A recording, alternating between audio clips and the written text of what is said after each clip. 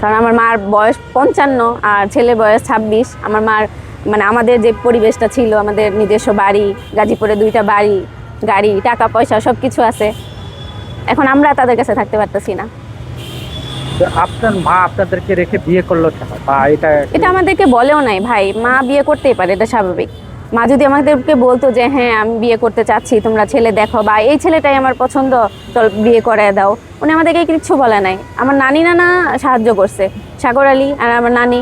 হ্যাঁ, ডিরেক্ট বলতেছে তোমার জমি, তোমার সব কিছু, তুমি বিয়ে করতেই পারো, কোনো অসুবিধা নাই।